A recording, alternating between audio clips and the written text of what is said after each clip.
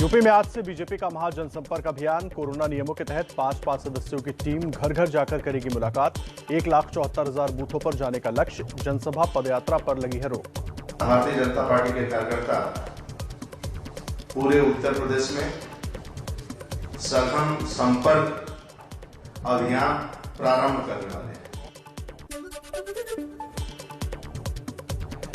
दिल्ली में आज UP BJP core group की बैठक। उम्मीदवारों के नाम पर होगा फाइनल फैसला। सीएम योगी, दोनों डिप्टी सीएम और प्रदेश अध्यक्ष अगले 3 दिन तक दिल्ली में ही रहेंगे।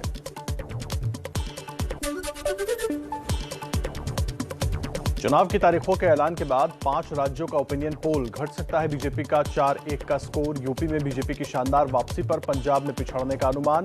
उत्तराखंड में कांग्रेस से कांटे की टक्कर। यूपी में फिर बन सकती है बीजेपी की सरकार। सी वोटर के सर्वे के मुताबिक एनडीए को 223 से 235 सीट, समाजवादी पार्टी को 145 से 157 सीट का अनुमान। सर्वे में कांग्रेस ने नहीं पार किया दहाई का आंकड़ा।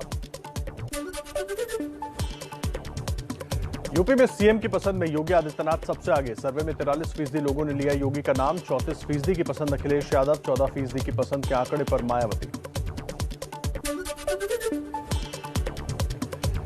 सी वोटर के सर्वे में पंजाब में अब की बार केजरीवाल की आपकी सरकार बनेगी सबसे बड़ी पार्टी, लेकिन बहुमत से रहेगी दूर। आप को 52 से 58 सीटें, कांग्रेस को 37 से 43 सीट और अकाली दल को 17 से 23 सीट मिलने का अनुमान। बीजेपी 1 से 3 सीट पर रह सकती है।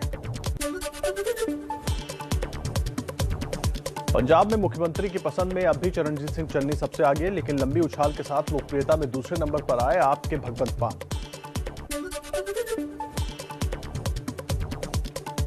उत्तराखंड में बीजेपी और कांग्रेस में कड़ी टक्कर के आसार। सर्वे के मुताबिक बीजेपी को 31 से 37 और कांग्रेस को 30 से 36 सीट मिलने का अनुमान।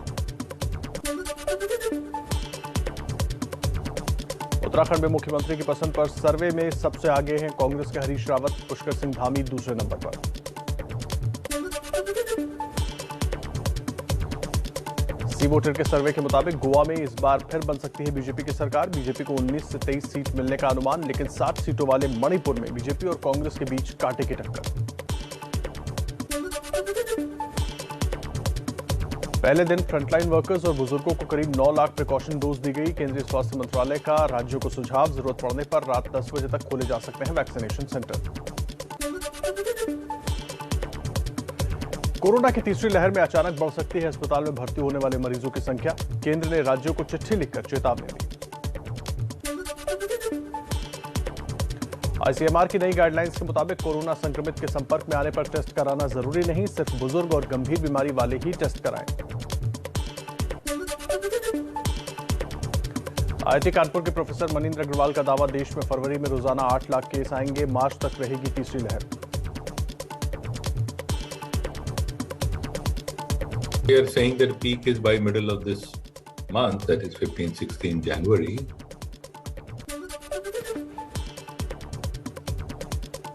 देश में कोरोना का कहर बरकरार। 24 घंटे में 1,80,000 के करीब मरीज सामने आए। 146 लोगों की जान गई। एक्टिव केस बढ़कर 7,23,619 हुए। देश में ओमिक्रॉन मरीजों का आंकड़ा 4,000 के पार पहुंचा। महाराष्ट्र में सबसे ज्यादा 1,216 केस। बीजेपी अध्यक्ष जेपी नड्डा, रक्षा मंत्री राजनाथ सिंह, बिहार के सीएम नीतीश कुमार और कर्नाटक के सीएम बासवराज बोम्मई कोरोना संक्रमित। संपर्क में आए लोगों से टेस्ट कराने की अपील की। दिल्ली में 24 घंटे में कोरोना के 19,000 से ज्यादा केस। डीडीएमए की बैठक में रेस्टोरेंट और बार बंद करने का फैसला। टेक अवे की सुविधा जारी रहेगी। बढ़ते कोरोना और ओमिक्रॉन मरीजों के चलते दिल्ली के सफदरजंग अस्पताल का फैसला। अगले आदेश तक सभी गैर जरूरी सर्जरियों पर लगाई गई रोक। कोरोना की तीसरी लहर में दिल्ली पर एक और आफत। दिल्ली के अस्पतालों के 800 डॉक्टर कोविड पॉजिटिव। एम्स के 200 डॉक्टर संक्रमित। संक्रमण ऐसे ही फैला तो इलाज में होगी दिक्कत।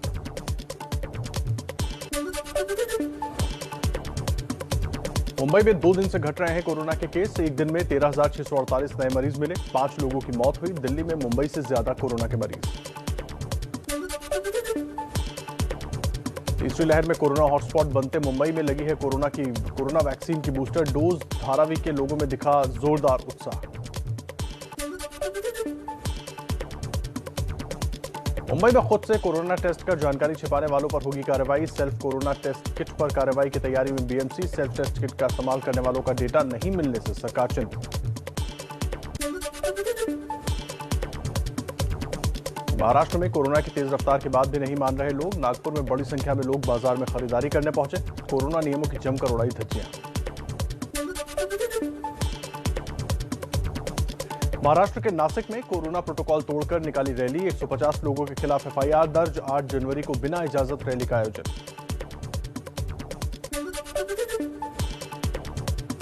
यूपी में कोरोना के एक दिन में 8,334 नए मरीज। सीएम योगी ने कहा तीसरी लहर आ चुकी है, लेकिन दूसरी लहर से तेज नहीं। 90% केस पे कोई लक्षण नहीं, घर पर इलाज हो रहा है। थर्ड वेव में व्यक्ति 3 दिन अगर रेस्ट ले रहा है तो जो वायरल का एक सामान्य साइकिल होता है, 3 से 5 दिन के अंदर वह व्यक्ति स्वयं नेगेटिव आज हो जा रहा है और उसकी रिपोर्ट नेगेटिव हो जा रही है।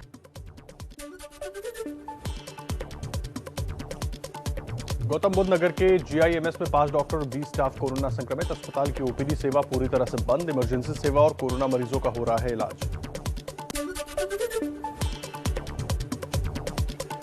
यूपी में बरेली में एबीपी न्यूज की खबर का असर। कंबल बांटने और दावत देने वाले बीजेपी विधायक बहोरन लाल के खिलाफ एफआईआर दर्ज। भोजीपुरा के विधायक पर चुनाव आयोग के निर्देशों का मजाक बनाने का आरोप।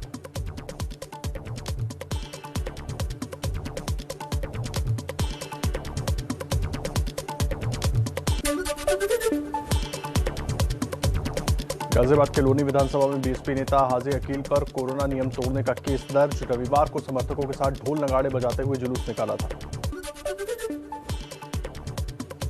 यूपी के सहारनपुर में कांग्रेस छोड़ने से पहले इमरान मसूद ने बिना इजाजत के जुटाई समर्थकों की भीड़। सोशल डिस्टेंसिंग की उड़ी धज्जियां। इमरान समेत 10 लोगों के खिलाफ केस दर्ज। जौनपुर में आदर्श आचार संहिता का उल्लंघन करते दिखे कांग्रेस के पूर्व विधायक नदीम जावेद। बिना मास्क के कोरोना प्रोटोकॉल की धज्जियां उड़ाते दिखे नेताजी। वीडियो वायरल हुआ। यूपी में हापुड़ के एसडीएम का अनोखा फरमान। शांति भंग करने की धारा 151 के मामले में जमानत लेने वालों को 200 मास्क बांटने का आदेश। देश में एक तरफ बढ़ रहा है कोरोना का संक्रमण तो दूसरी तरफ प्रयागराज में माघ मेले की जोरदार तैयारी। मकर संक्रांति से 1.5 महीने तक रोज जुटेगी लाखों की भीड़। प्रशासन की दलील, तोड़ नहीं सकते लोगों के कल्पवास का संकल्प। और इसमें किसी भी तरीके की धार्मिक राजनीति या सांप्रदायिक राजनीति किसी को भी नहीं करनी चाहिए।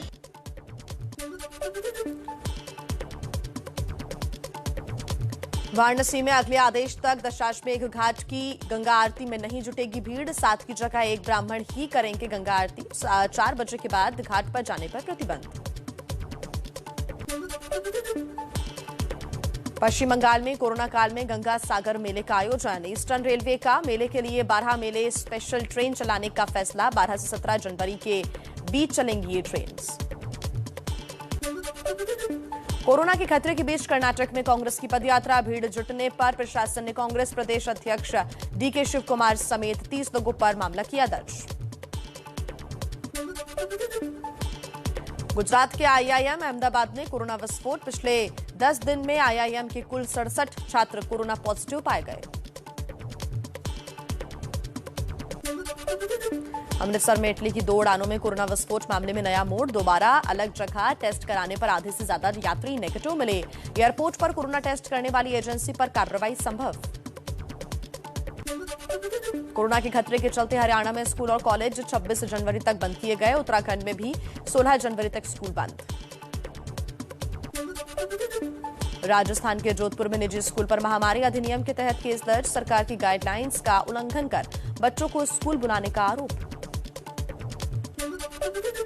लद्दाख के द्रास में भारी बर्फबारी के बीच वैक्सीनेशन अभियान को आगे बढ़ाने में जुटे हुए हैं स्वास्थ्यकर्मी। -15 डिग्री तापमान के बीच अलग अलग गांवों में जाकर लगा रही हैं टीका। जम्मू कश्मीर के डोडा में भी भारी हिमपात के बीच भी जारी है टीकाकरण। दिल्ली से ट्रेनों के जरिए श्रमिकों के पलायन की रिपोर्ट्स को रेलवे पुलिस ने किया खारिज। कहा, रेलवे स्टेशन से श्रमिकों का कोई पलायन नहीं हो रहा है। जाने वाले यात्रियों से कोविड नियमों का पालन कराया जा रहा है। हमारे पुलिस के जवानों द्वारा लाउड हेलर्स पे यह बताया जा रहा है कि मास्क पहने और सोशल डिस्टेंस मेंटेन रखें। उत्तर प्रदेश में चुनाव से पहले कांग्रेस को झटका। सहारनपुर में इमरान मसूद का कांग्रेस छोड़ने का ऐलान। कांग्रेस विधायक मसूद अख्तर भी इमरान मसूद के साथ आज समाजवादी पार्टी में होंगे शामिल। मैं समाजवादी पार्टी के साथ इस चुनाव के अंदर जाने का काम करूंगा।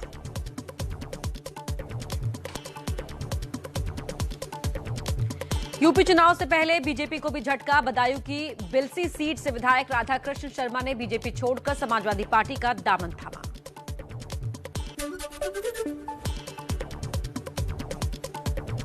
यूपी चुनाव पर लखनऊ में बीजेपी की चुनाव समिति की हुई बैठक। पहले दूसरे चरण के उम्मीदवारों पर हुआ मंथन। 14 जनवरी के बाद पहली लिस्ट आने की संभावना। केशव प्रसाद मौर्य बोले, यूपी में फिर खिलेगा सुशासन देने वाला कमल।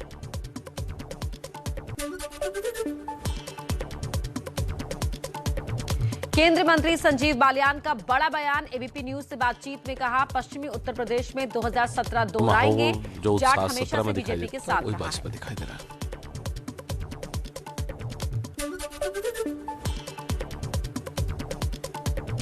यूपी के डिप्टी सीएम केशव प्रसाद मौर्य का अखिलेश यादव पर तंज। बोले, भगवान परशुराम जी अखिलेश और समाजवादी पार्टी पर क्रोधित हो गए हैं, इसलिए फरसा गिर गया। शुक्र है अखिलेश जी पर नहीं गिरा। पर क्रोधित हो गए। पीएम के लाल टोपी पर बयान को लेकर मुलायम सिंह यादव का पलटवार। कहा, लाल टोपी से परेशान हो गए हैं, यूपी में सरकार बनाने का किया दावा। बीजेपी को कहते समाजवादी पार्टी की ये लाल टोपी खतरनाक है। लाल टोपी से परेशान हो गए।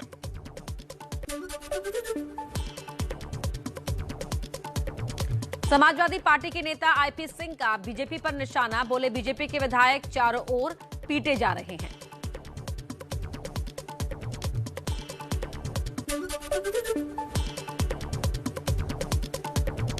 यूपी के बुलंदशहर में आचार संहिता का उल्लंघन करने पर एसपी के बाहुबली नेता गुड्डू पंडित पर महिला सीईओ वंदना सिंह की कार्रवाई। काफिले में शामिल गाड़ियों से झंडे बैनर हटवाए। अभी बिल्कुल हटाओ फटाफट।